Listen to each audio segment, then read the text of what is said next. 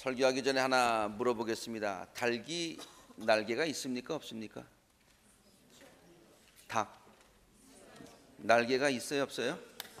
네, 있죠. 예. 저도 치킨 중에서 좋아하는 부분이 다리살하고 날개 있는데 거기가 부드럽죠. 예. 근데 닭이 날개가 있는데 날아요? 못 날아요? 조금 날아요? 예. 날개 그러면 날개 하는 거죠, 그렇죠? 근데 있는데 못 날아요. 닭이 왜 날지 못하는가? 이 물음에 대한 대답이 여러 가지 있을 수 있습니다. 날개에 비해서 몸집이 너무 크다 이렇게 생각할 수도 있겠죠.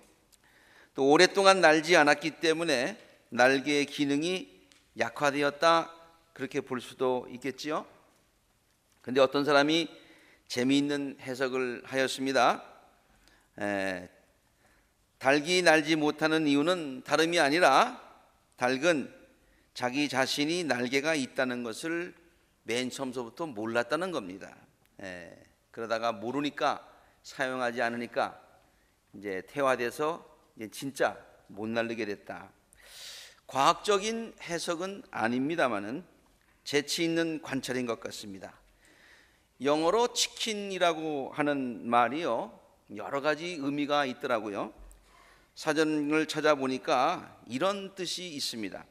외모는 좋은데 머리가 나쁘다. 이런 의미가 있더라고요. 그래서 머리가 나쁘다. 우리나라 말도 닭머리를 하여튼 그러면은 머리가 별로 안 좋다. 이제 그런 뜻으로 쓰이는 것을 보죠. 하나님께서 닭에게 날 수 있는 날개를 주셨는데 닭은 닭 머리를 가졌기 때문에 머리가 나빠서 자기에게도 날 수 있는 날개가 있는 것을 맨 처음서부터 몰랐다는 거예요. 또 자기에게 날 수 있는 가능성을 그래서 개발을 못했다는 겁니다. 그래서 다른 새들처럼 훨훨 높은 창공을 날 수 없는 그런 존재가 되었다라는 그런 말이죠. 날개라고 하는 것은요 진짜 이 날아가는 것입니다. 그리고 또 다른 뜻으로 쓰인다면은 가능성 이런 말로도 많이 쓰이죠. 하나님은 그런 면에서 본다면 우리들에게 정말 많은 날개를 주셨습니다. 우리 인간들에게 많은 날개를 주셨어요. 무한한 가능성을 많이 주셨다는 말이죠. 영어식으로 표현하자면은 하나님은 우리들에게 정말 많은 grace and gifts, 많은 은혜와 gift, 은사라고도 얘기합니다만은 그걸 주셨어요. 저는 훌륭한 음악을 듣거나 또 아주 연주를 잘하는 그런 음악가들의 그 음악을 들을 때마다 야 정말 하나님께서 저렇게 연주할 수 있는 사람을 창조하셨구나 이런 생각이 들고요. 아름다운 예술 작품을 볼 때마다 하나님께서 인간들에게 얼마나 귀한 재능을 많이 주셨는가 라고 하는 것을 생각하게 됩니다. 세계의 문화유산 중에 7대 불가사의 이런 말들을 많이 들어보셨죠. 역사적으로 사람의 손으로 이루어낸 가장 기적적인 어떻게 사람이 저것을 만들 수 있을까라고 감탄할 만한 그런 건축물 7가지를 일컫는 것을 우리는 7대 불가사의다 이런 말을 우리가 많이 씁니다. 그런데 여러분이 여행지를 이렇게 다녀보시면 아주 신기한 것을 볼 때마다 안내하시는 분이 7대 불가사의에 들어간다고 하는 얘기를 많이 할 거예요. 그런 거 다 합치면 7개가 훨씬 넘습니다. 그래서 제가 백과사전을 한번 찾아봤어요.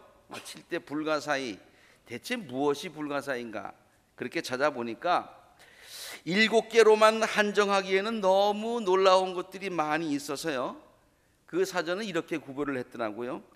고대 세계의 7대 불가사의, 중세 세대의 7대 불가사의, 현대 세계의 7대 불가사의 이렇게 해가지고요 이것만 해도 21개가 되지 않습니까? 이렇게 7대 불가사의를 사람이 만들어낸 것 가운데서 이것 말고도 엄청나게 정말 이해할 수 없을 정도로 훌륭한 것들이 많이 있다라는 것을 이렇게 설명해 놓은 것을 볼 수가 있었어요.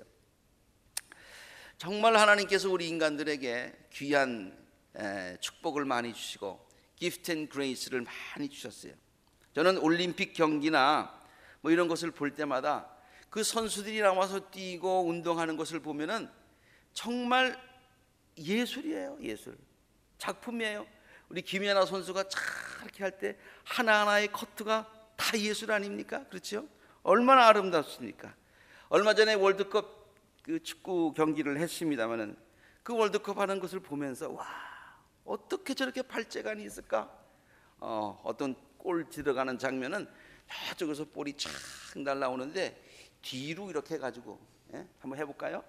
이렇게 해서 팍 차서 골을 샥 집어넣는. 야, 저건 정말 예술이다. 야, 어떻게 저렇게 할 수 있을까? 야, 정말 사람은 놀라운 능력을 가지고 있구나. 그걸 깨닫게 됩니다. 특히 인간이 발명한 놀라운 발명품들을 보면서요, 인간은 정말로 하나님께서 창조하신 것들 중에서 가장 마스터피스, 걸작품이다 라고 하는 그런 생각을 하게 됩니다. 그런데요, 이렇게 놀라운 재능을 어떤 한정된 몇 사람에게만 주어진 것이 아니죠. 우리가 그것을 잘 개발하지 않아서 그렇지 누구에게나 하나님께서 모든 그런 가능성들을 주셨어요. 그런데 많은 사람들은요, 닭과 같이 자신들에게 있는 그런 은사와 가능성들을 깨닫지 못하고 살아가는 경우가 많이 있다는 말입니다. 자신을 그저 약한 존재로 또 무능한 존재로 여기면서 주저앉아 있는 경우가 많이 있다는 것이지요. 왜 이것을 깨닫지 못하느냐? 또 왜 이렇게 약한 생각을 하고 자신을 비하하는가?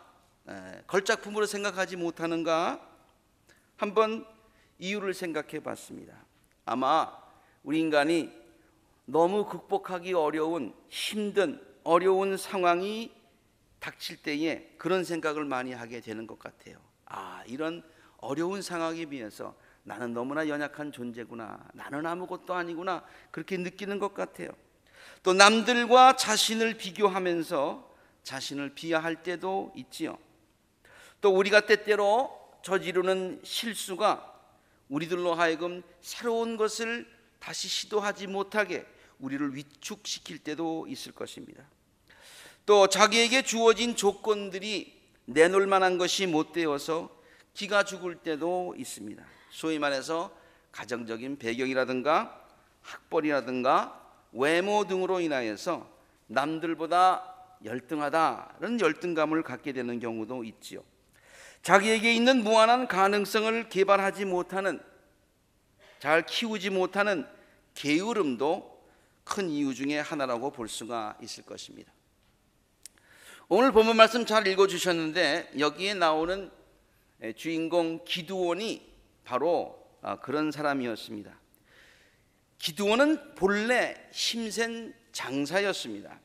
천사가 그를 힘센 장사야 라고 불렀다고 본문이 분명히 기록하고 있고, 그래서 오늘 그 말을 따서 오늘 설교의 제목이 힘센 장사야 라고 정한 것이죠.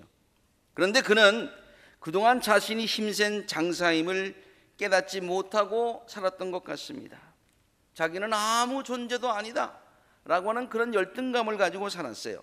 마치 날지 못하는 닭처럼 그는 세상을 한탄하고 하나님을 원망하면서 맥없이 세상을 살아가고 있었던 것입니다.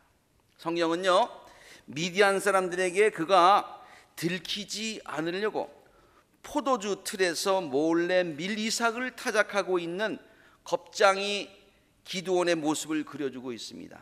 사실은 힘센 장사인데 아주 겁장이 기드온이 되어버린 그 모습을 지금 성경이 그려주고 있어요.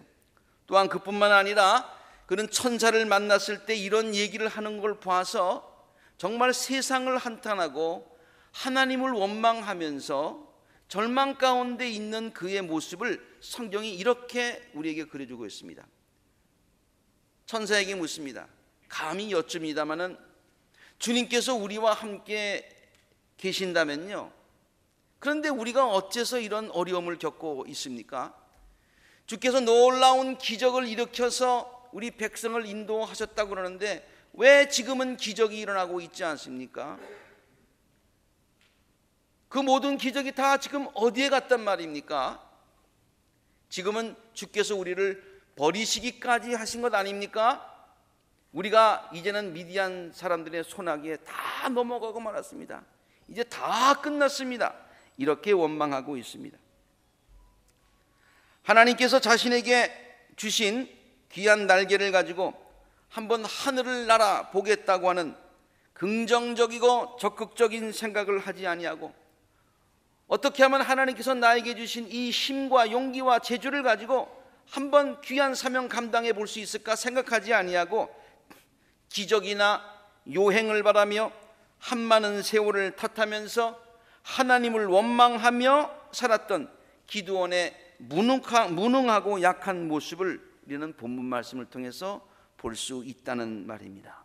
그런데 이것이 비록 비단 기드온만의 모습이었을까요? 정도의 차이는 있지만 우린 기드온의 모습에서 우리의 모습도 조금은 볼 수가 있는 것 같습니다. 어려움에 봉착하게 되면 주저앉고, 어려움을 당하게 되면 하나님을 원망하고 남을 탓하고, 적극적인 생각보다는 소극적인 생각을 가지고 주저앉아 있는 우리의 모습, 혹시 기드온의 모습 가운데서 그것을 발견할 수 있지 않을까요? 그리고 저는 기드온의 모습 가운데서 요즘 한국 사회가 기드온의 모습과 성경에 나오는 기드온의 모습과 요사이 한국 사회의 모습과 비슷하다라는 생각을 많이 갖게 됩니다. 세월호 사건으로 인하여서 한동안 한국 전체 사회가 심한 정신적인 공황 상태에 빠지게 되었어요. 아주 완전히 국민 전체가 디프레션에 빠지게 되었다 그래요. 지금도 그 아픔에서 아직 헤어나오지 못하고 있는 것 같습니다.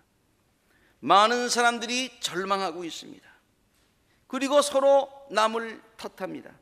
너 때문에 이렇게 됐다, 너 때문에 이렇게 됐다. 유병헌 사건으로 인하여서 한국 사회의 불신이 팽배해지고 있습니다. 윤일병 사건으로 인하여서 국가의 안보가 기초부터 지금 흔들리고 있습니다. 젊은이들이 군대에 가고 싶지 아니하고 부모님들이 자기 아들 군대에 안 보내겠다고 그렇게 얘기하고 있어요. 경제는 장기 침체의 늪으로 빠져 들어가고 있고요. 세계 정세는 뒤엉켜서 일본, 중국, 미국, 북한, 러시아 아주, 그래서 이게 1차 방정식, 2차 방정식이 아니라 고차 방정식을 풀어야 하듯이 점점 더 어려워져 가고 있습니다. 국민들은 정치인들을 믿을 수 없다고 합니다.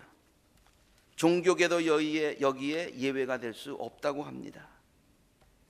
옛날에는 나라에 그래도 어른이 있어서 그분이 한마디 하시면은 백성들이 존경하고 따랐는데 이제는 나라에 어른이 없다고 합니다.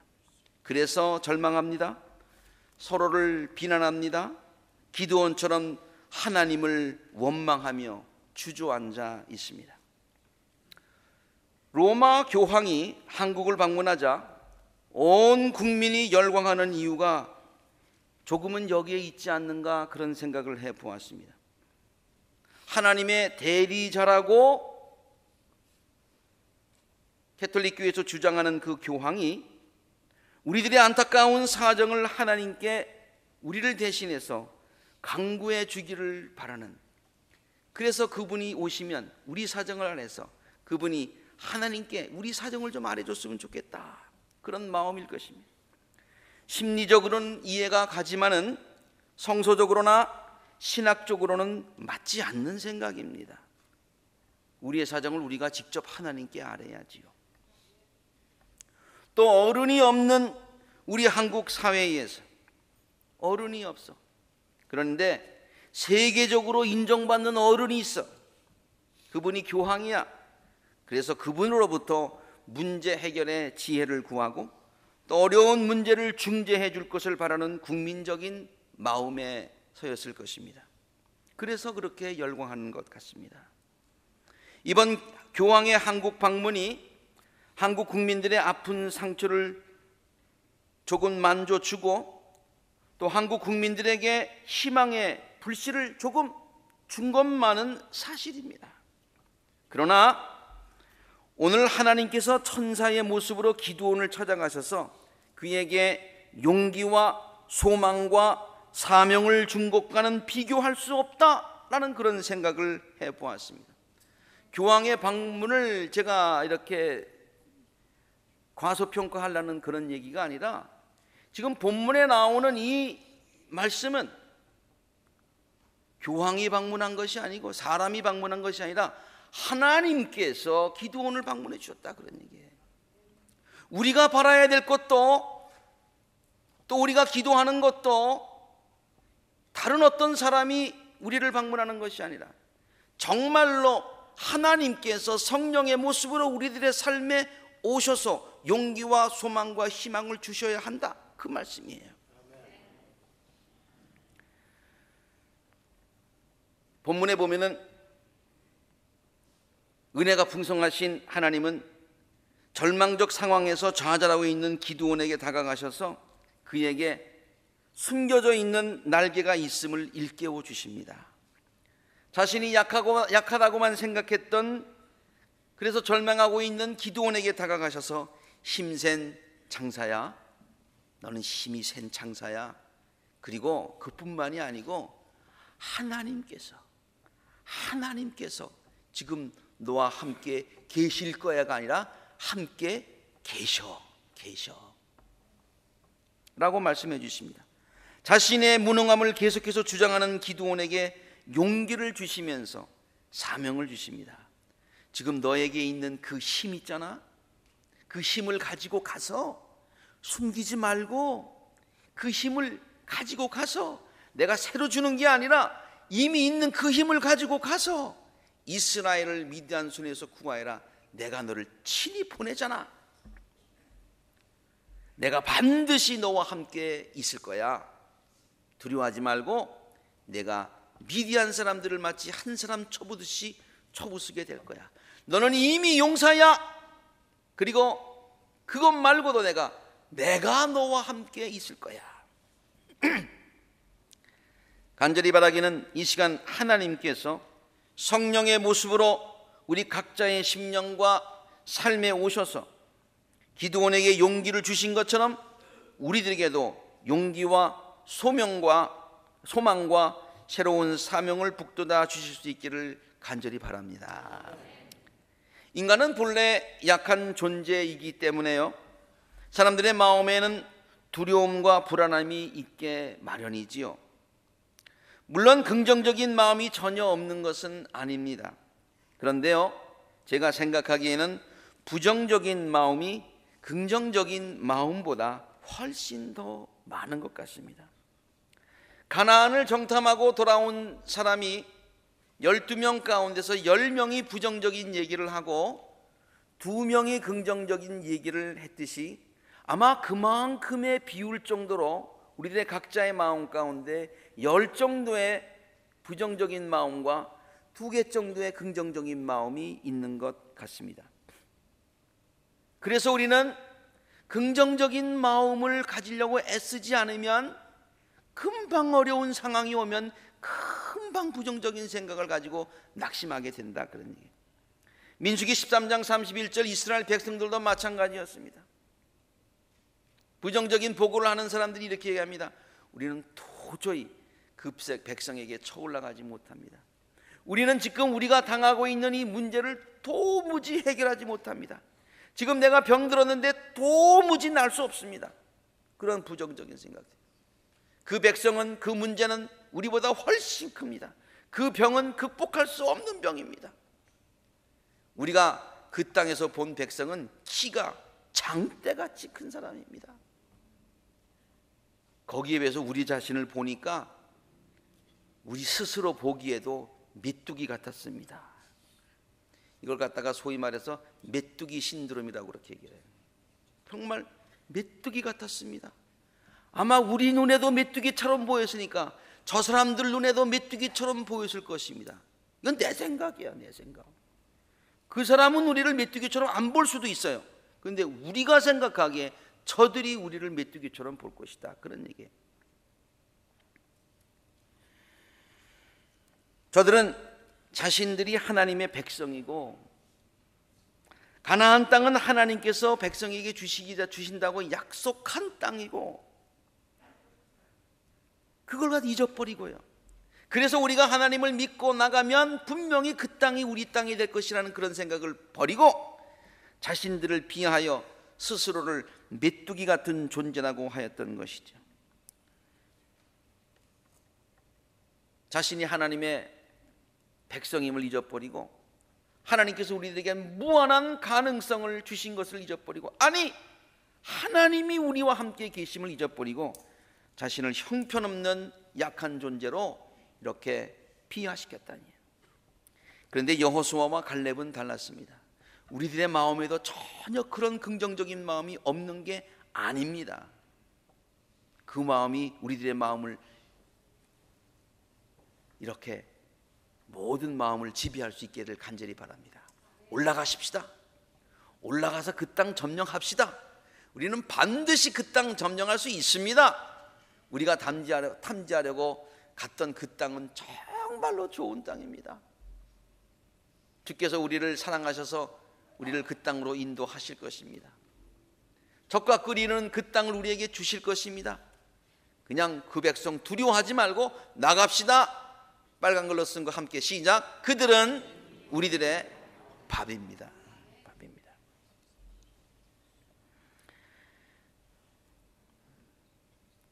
제가 설교를 준비하면서 이 글을 쓰고 또 조금씩 고치고 또 쓰고 또 쓰고 했어요. 아마 설교 전체를 요약하는 아마 메인 sermon sentence가 될 것 같아요. 한번 같이 읽습니다. 시작.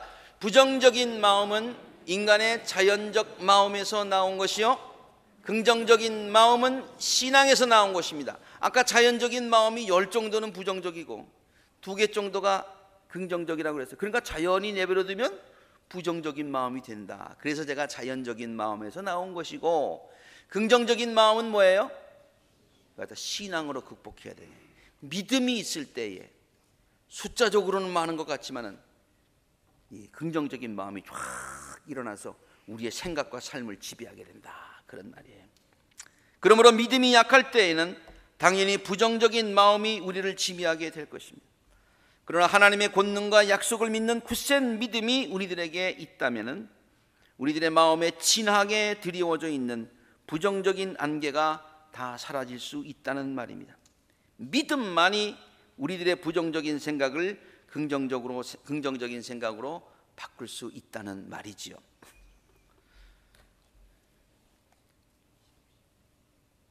책을 보다가 어느 분이요, 이제 영어로 이렇게 쓴 글인데 faith라고 하는 말을 아주 재미있게 풀었어요.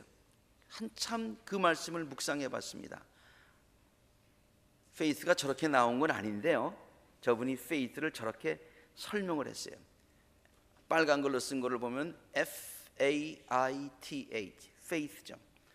그것을 어떻게 풀었는 거 아니? faith,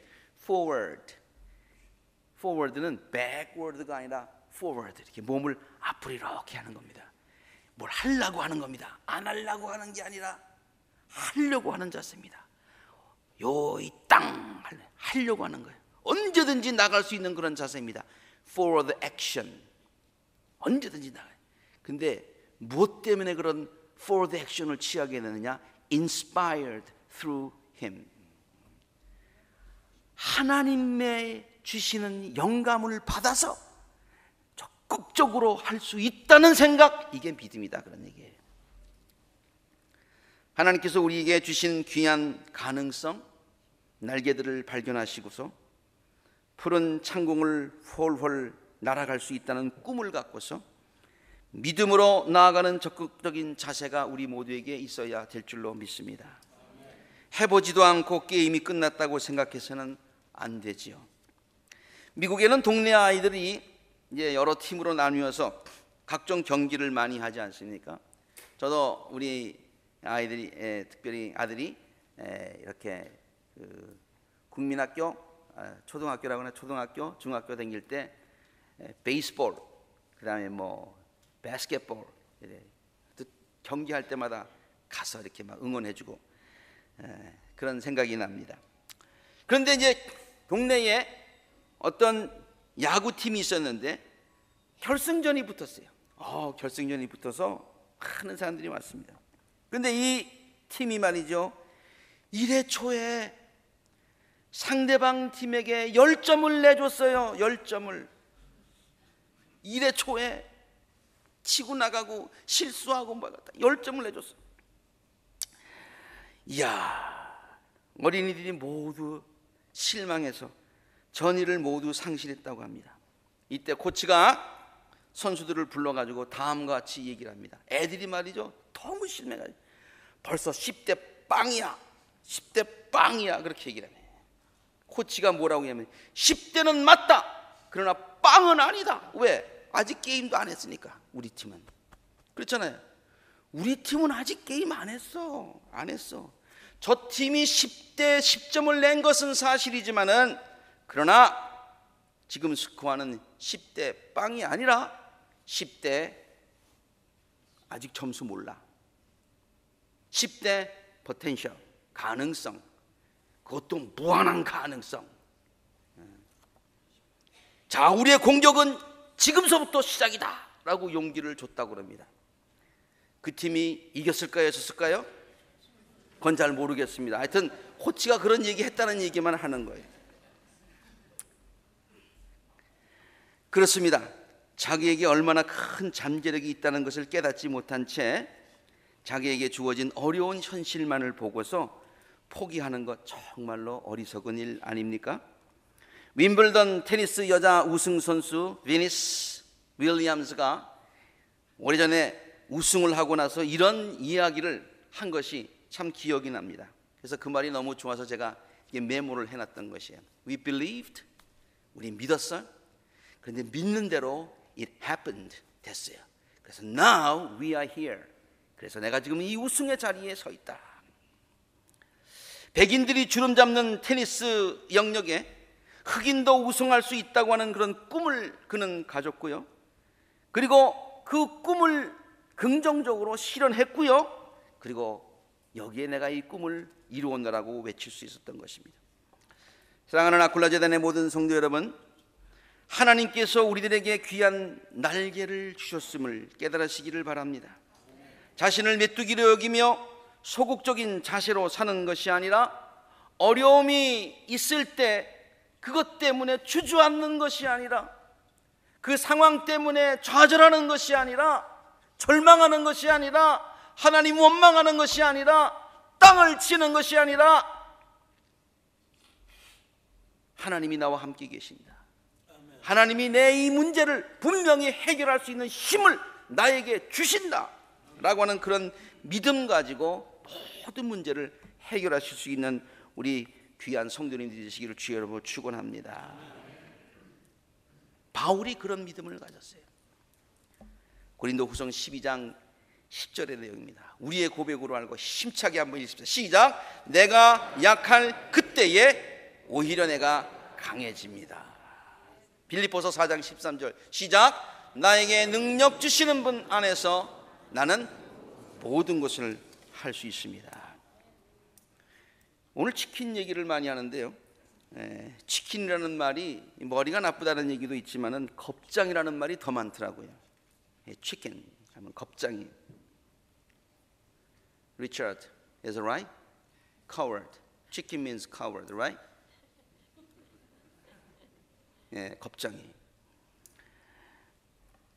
우리 스스로가 그 치킨이 되어 나오는 상황이 우리 그 상황 때문에 겁을 먹는 거예요. 겁을 먹는 거예요. 우리가 겁장이가 되어서는 안 됩니다. 할 수 있다 하시니는 나의 능력 주 하나님. 복음성가 우리가 다 좋아하지 않습니까?